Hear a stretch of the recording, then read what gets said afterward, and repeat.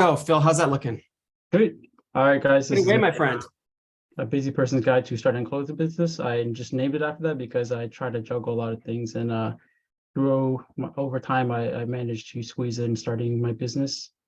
Next slide. So I'm going to start with a little bit of background with my own company, but throughout the presentation, I'm going to go over tips and topics regarding starting your own business, little things that I picked up along the way, things I've learned, a lot of mistakes I've made. So this is not really, the perfect guide. This is just stuff that I've experienced myself. So take it with a grain of salt. Next slide. All right, a little background. The idea for my brand goes back to 2009 when I started about finishing college in architecture. I didn't really have time to really get things going just because I was just starting working in architecture. And yeah, it's just to start a business, it does require a little bit of money. So I didn't really have any money aside to do that. So it wasn't really until 2019 that I really got started and started pursuing it. Then a couple years later, I started taking fashion studies with Mark at Seneca. Next slide. All right, so the main inspiration for my brand, what I usually tell people is I got inspired by the brand Fubu back from the 90s. So what Fubu did for Black culture, I want to kind of approach that angle for Asian culture. So currently my t-shirt company is just taking graphics and putting on existing clothing, which is called private labeling. So you can purchase clothes and put it on your own logos, your own decals and stuff like that and sell it. Some cases where you will require a license to use some clothing, so be aware of that. Next slide. Just a little bit of a background for the naming. So what I suggest is when you start a company, I try to have some sort of connection to your brand or company, so it kind of has, a personal touch to it, like a story or something. It kind of helps relay that to, your potential customers if you have like a good story or like connection to your brand name. So you also want to have something a little bit more unique. So I changed the word initial from an I to an E, just because the word was kind of plain. So I just want to add a nice spin to it. So of course, like brands like Nike, Dith, like Babe, those aren't really common words, but they're household names now. Next slide. All right, so just like what I said earlier, name your brand, create a connection with the name of it, so you can express it nicely to people. So once you get your name settled, what you want to do is just file everything online, register your business name, company name, obtain a business license, obtain a CA number, which is a number that's required to sell garments and clothing in Canada. In the United States, it's called an RN number. Eventually, once you start making sales exceeding like 30,000 or 45,000, then you can get an HST number, start charging HST. It's not really expensive to obtain your business license and register your company. It's like about $200 to $300. So another thing you want to consider is if you're going to start this company with some people or friends, or if you want to do it by yourself, just be wary that once you start working with other people, you want to kind of establish like who's doing what, how much ownership do they have, things like that, have it in writing.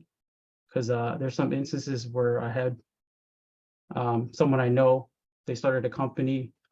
So eventually when they started to sell the company, it got really messy with lawyers and stuff like that. So that's something I'm trying to avoid by telling you guys this.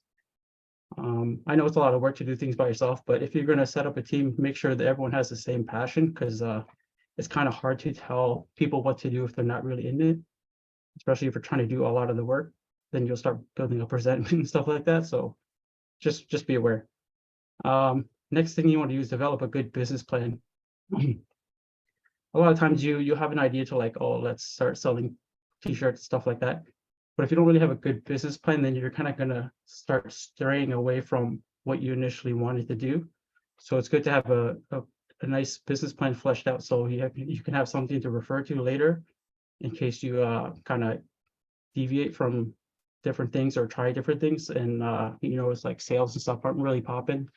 So so it's good to have something in place.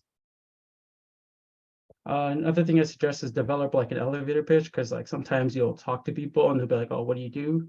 You say, "Oh, I'm starting a business, clothing business or whatever," and they'll ask you like, "What do you do?" So you kind of want to have a short and sweet explanation to what your company is in as few and effective words as possible, because you don't want to speak too much because people might get bored or disinterested. So just gotta try to keep it short enough to say it in a few words or sentences. Another thing is I want to emphasize is inventory management and just like organization in general. So when you start off, you're going to start ordering a lot of things, and you'll accumulate boxes and stuff like that. And sometimes me myself, I've left boxes unopened and just I've ordered stuff over and over, but then I realized that I had it in place. So like I had all this money spent on buying the same inventory that I didn't need to. So that could have been used for other things. So just make sure you kind of keep up to date of like what you have on hand. Obviously budget for these things. A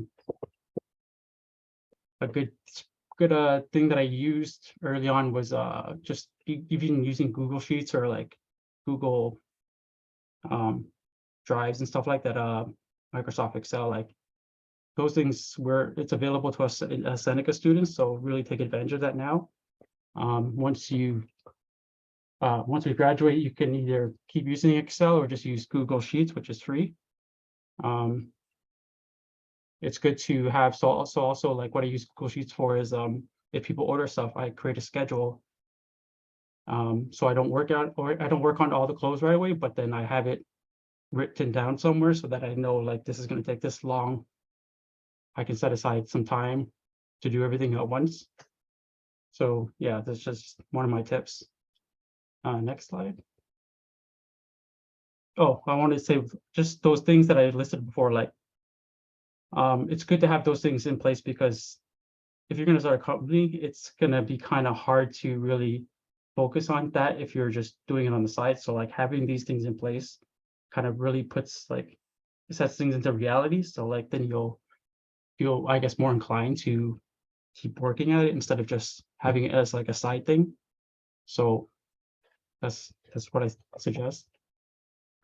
Next thing you want to do is start doing your market research, figure out who you want to sell to, because the fashion industry is really big. So like you don't want to try to design or appeal to different customers, because you're going to be you're going to get lost, because it's really hard to really break into different things. Say you want to do fitness clothes or streetwear or like high fashion, like find your lane, stick to it, stay focused, build up your brand identity and presence. Through social media or promotions or marketing. You can find that stuff on YouTube or read books. Another thing is, like I said, do not overextend. Like I said, it kind of what I said earlier about, finding your niche or your market. Also, don't not overextending means like don't try to make backpacks and bags and stuff like that. If you started making clothes, just stick to clothes. Like it's going to get really pricey if you try to do different things all at once, and your time is very precious. So like try not to do too much at once right away.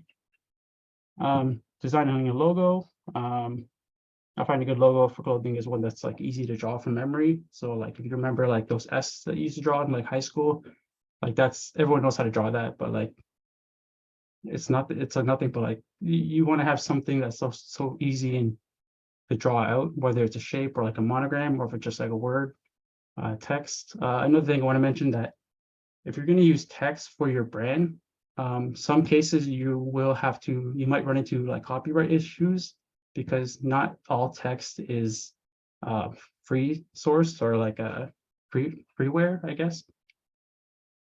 So that's one thing to keep in mind. So also you want to consider, once you design your logo, like you're going to be placing it on the clothing, so it's going to have its own design in itself. So, you'll see like just like a Nike logo, like that's all it is on the sweater or shirt.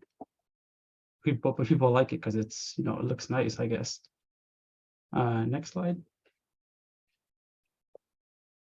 All right, so another tip I can suggest. So if you're gonna do private labels, one thing you want to do is really pump up like little details.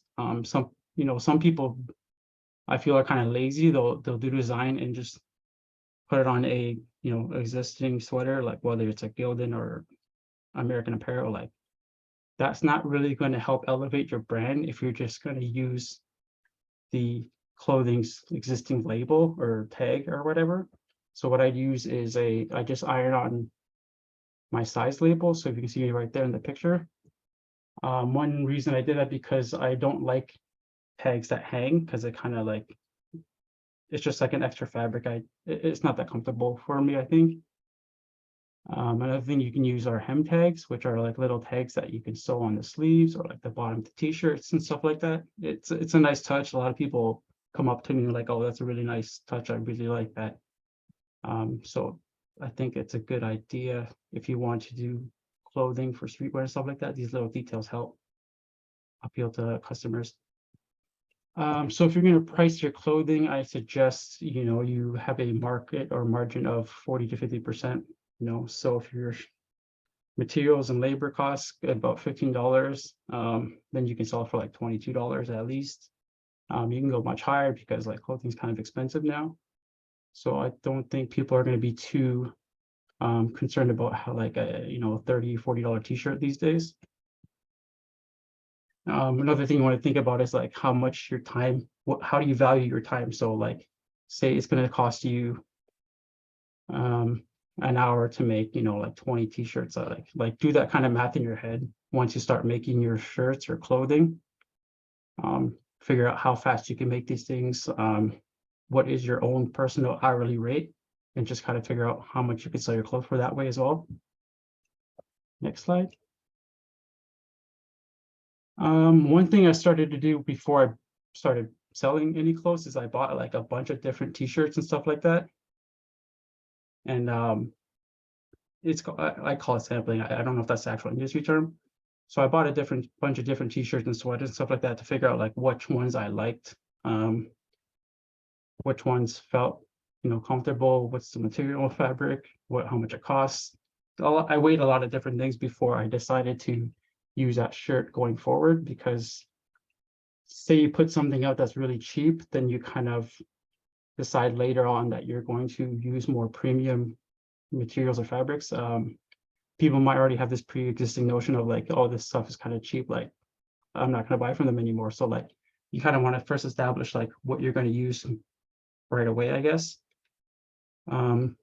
So through this process, I learned about like different types of cotton, fabric weights and stuff like that, different brands. Another thing, the reason I did have all these different t-shirts is I also do custom clothing. That's just another avenue of revenue stream, I guess. So I'll always have these shirts on hand. So if someone comes to me with a custom order, I can show them like, oh, this is what you can get. Then they can feel it right away without, me having to describe to them. They can feel. Next slide. These are just a couple different brands that I've explored. And these are the different websites. There's a lot more. These are just some I fit on. You can also get clothing from like Alibaba or custom clothing from a site called Reporter. This great company that I use called House of Blanks is in Toronto. It's pretty premium stuff if you want to go that direction. If you're looking for something more different varieties and stuff like that, I started using Warden's first, this website here. These different brands on the side, like if you want something mid-premium, like Next Level is pretty nice. A little bit on the cheaper side would be All Styles. Bella Canvas is pretty good. It's really thin, so it'd be good for like springtime clothing. Jerseys makes pretty good affordable blank sweaters, Champion, obviously everyone knows. Next slide. All right, next I'm just going to go over a little bit of tools and stuff that I used during my time. I've explored different processes. So like I said, this is more of a presentation for people who want to start their own clothing brand, or make t-shirts or prints and stuff like that. So I'm just going to go over a couple of different methods of putting those designs on clothing. Next slide. First thing I tried was screen printing. I still do screen printing. So one of the benefits of screen printing is you can really get like a lot of good details and stuff like that. So if you want to do like pictures, like a picture of a person's face, like you will have to learn about things like halftones. So halftones are like what they use to print on newspapers. So if you look at a newspaper like really close, you'll see like it's a bunch of little circles, and they just layer on colors and colors like that. That's how they get like realistic pictures of people's faces, or like those kind of details. It's good for, if you have a lot of orders. It's quick and fast. The only downside, it's really messy. It's really hard to create a screen because it's a whole process of needing a dark room, using some sort of chemical to put on the screen, letting it dry, burning that image onto the screen, then washing out that screen, then drying the screen. It's a whole process. Then you have to learn about things like mesh counts and like different types of paint you can use.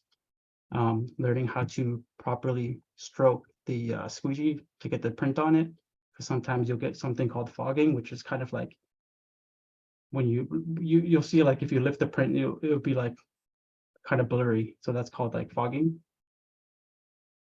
It's a lot of work. It's kind of expensive. You can get really cheap. You can start pretty cheaply, but like if you see this machine right here, that's about like $2,000. It's about a 6-panel carousel. So if that's something you consider, you might need a little bit of money to start right away, but I think it's the most versatile, and it's most efficient in terms of like if you're going to do a lot of orders. It's just a little bit of headache at the beginning. Next slide. Oh, sorry, I already went over all this stuff. So it's just a little list of all the stuff I just spoke about earlier. You can achieve like cool vintage looks and stuff like that. So if you want that like vintage, concert t-shirt kind of look, like screen printing is probably the only way you can really do that. Another thing to consider is paints and stuff like that do expire. So don't try to buy too much if you're not comfortable with it. So just mess around before you commit to it.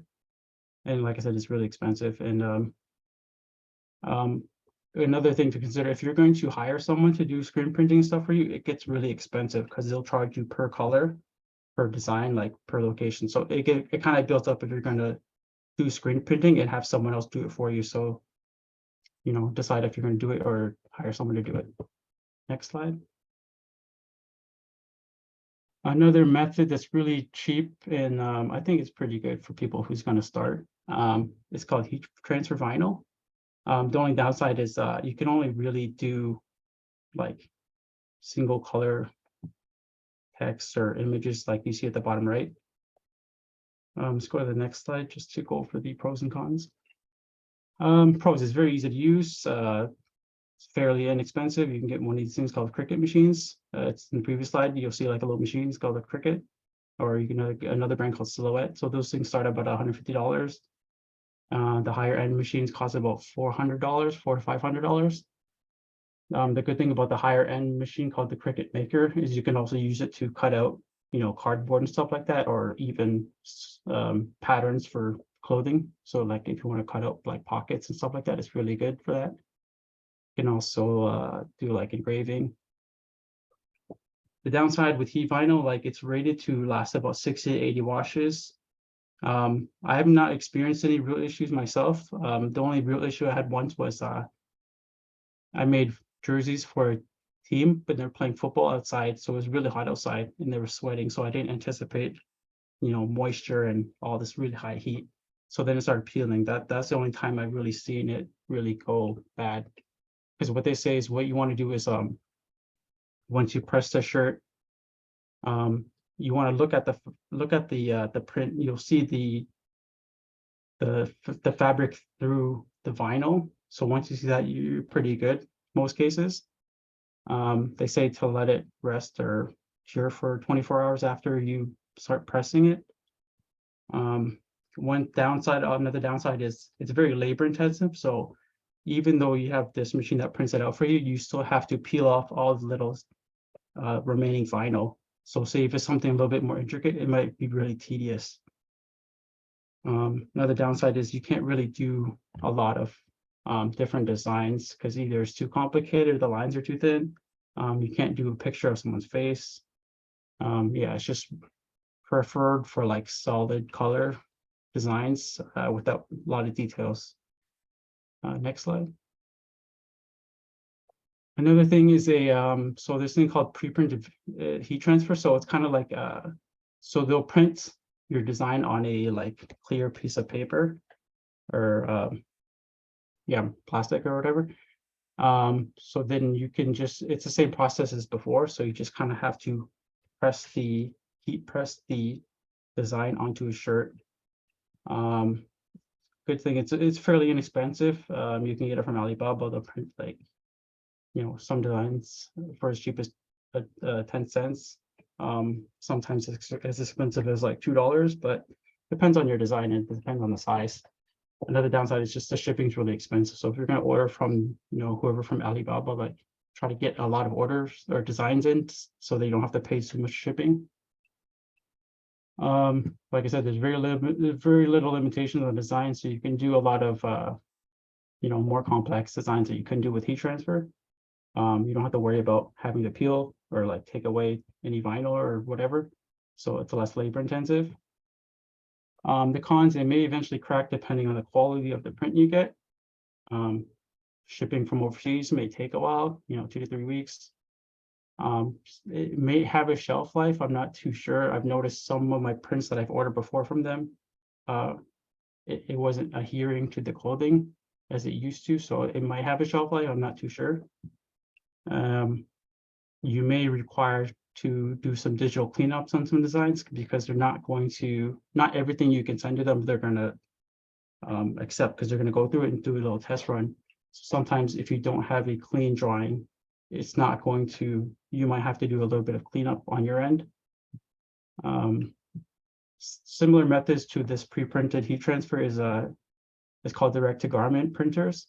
So it's just like a giant printer that essentially, it's like a printer that prints on clothing, right? But it's really expensive. It's really slow. I wouldn't recommend it myself. It's just not worth the time. You're not going to get your money back right away. Like it's going to take a while to get your money back on buying one of those machines.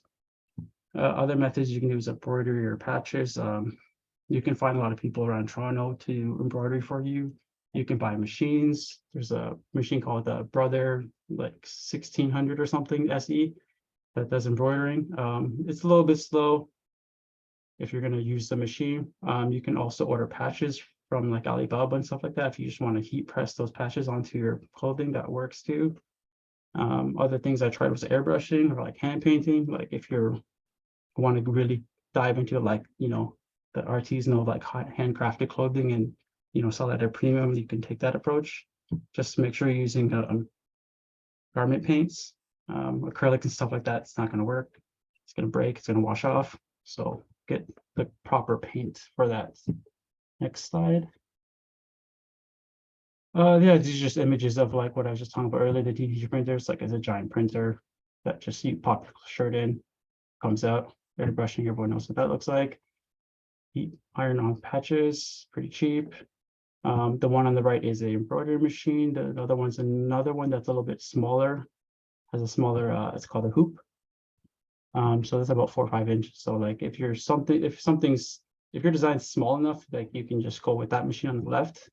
The one on the right is a little bit more expensive, but also you can use those machines on the right to like make embroidery on like hats and stuff like that too. So if you're gonna do hats and you want to get your own machine, it's gonna get up there in price.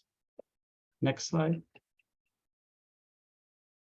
So a couple softwares you should have on hand if you're gonna start doing your own designs, stuff like that. Photoshop, we get that as Seneca students. They try to learn how to use that while you can. Illustrator. So Illustrator is what's used to make vector images. So vector images are images that scale like absolutely, meaning like if it's something that's like 100 by 100 pixels and you want to make it 1,000 by 1,000 pixels, it's going to, you can increase that image size without loss of fidelity or image quality. Another program you won't really need to know how to use, but it might be good to learn if you want to learn how to do video editing, Adobe Premiere. If you're going to take your own photos and edit them, Adobe Lightroom's good, or you can use Photoshop for just anything in general. But if you want to try something more specific, definitely check out the other programs that I listed. So if you want to start, if you're once we're done school and stuff done, you can't afford paying for the Creative Cloud of Adobe, the family of programs. Another good alternative to Adobe Illustrator is a program called Inkspace. If you're going to do the heat transfer vinyls, Cricut Design Space is what you'll have to use. And as I mentioned before, if you're going to do like keep your own accounting and organize stuff like that, you can use Google Sheets for that stuff just to keep track. But if you want to pay for something, there's a program I use called Zoho. It's a bunch of different programs within that software family for accounting, inventory, CRM, which is customer relationship management. So it just kind of keeps track or helps you kind of